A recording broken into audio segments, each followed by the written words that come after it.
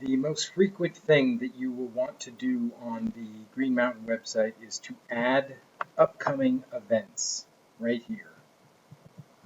This will have a little bit of teaser text, and then you click through to the full events.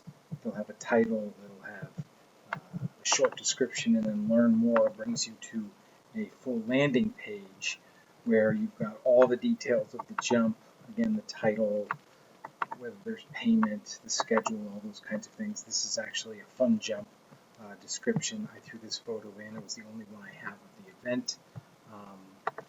If I go back, the member and newbie practice is probably what you'll be doing most often. Again, I'm using the same photo.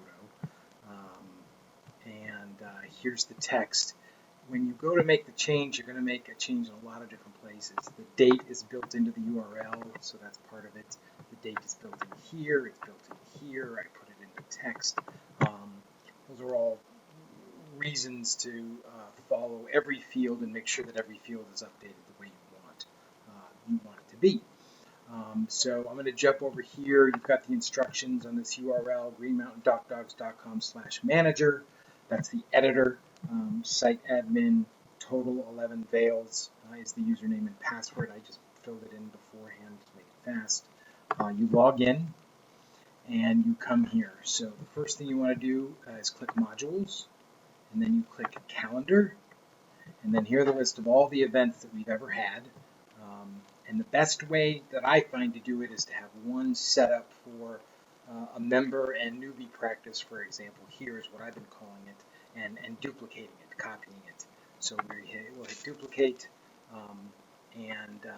this is a bit of an older program, so it doesn't work that well with modern browsers. For example, this title field is really small, but member and newbie practice, if you scroll over here to the end, you can see I tagged the date on there. So the first thing you would do is put in, Saturday, June 13th, 2015, and then down here this is the friendly URL. You would also change that there to June 14th, 2015. This box can be expanded here with this big button. Makes it a little easier to edit. This one is straight text. This is the teaser text that will appear on the home page of the website. So make sure the dates and times are all correct. And here it says Saturday, again, June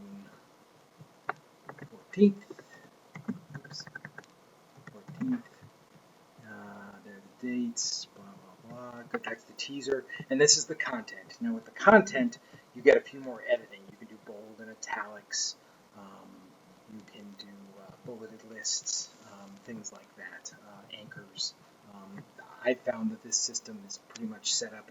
We don't need a lot of that, but here's where you would change this to June 14th. And if the times change, you could change them there as well.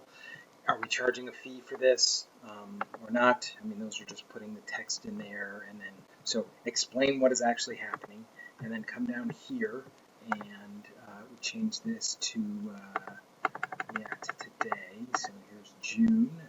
I've been calling it Saturday the 14th, but obviously that's a total screw up because it's the 13th. So anyway, 13th the 13th. Beginning and ending times, location. I don't know if we're calling, what is it, Morse block, something else, but I'm calling it the Green Mountain Dock Dogs Pool Facility. Okay, the next piece is registration. So this is tied into PayPal. So can users register for this event online? We say yes. I did set it up eventually for multiple waves if it's a fun jump, so people can sign up for waves. It's a fairly simple system, but if it's just the day of a practice, a single event fee, whatever that is, if it's $20, you can do that. You can upload a file, a photo for the event.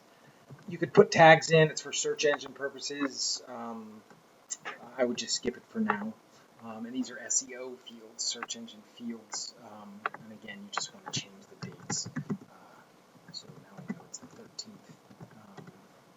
And then meta keywords, those can stay the same. And then the meta description, don't worry about that either. So just the page title, which is important. The other ones aren't that important. Oh, there we go. There's a date in there in the middle. So there it is, June 14th. Okay, So that's basically how you set up a new event, and you just copy it and edit it, and then you hit save. I'm going to go ahead and save this one and put it in there so you'll see it in the list when you log in. But overall, you do that, and then you just do that for each of subsequent event that you have going. If you go back to list events, if you do have a fun jump, here's the fun jump. It's very similar system. I didn't put a date in the title this time, but I did put it in the friendly URL, so you'd want to change that. Again, the dates would change. Down here is information. This is a multiple wave event. So how many waves are you doing? So all the same information would change. The dates and times and locations. We're calling it splashes and mags, so that's good information now. Can they register multiple events? How many waves?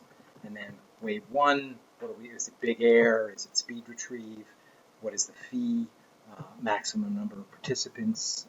Again, fairly simple system, but it is a basic wave sign up process. I have a photo already set up, and then you can save it. So those are 2 ways to set up events, and I think would be the fastest way for you to get the website up to date.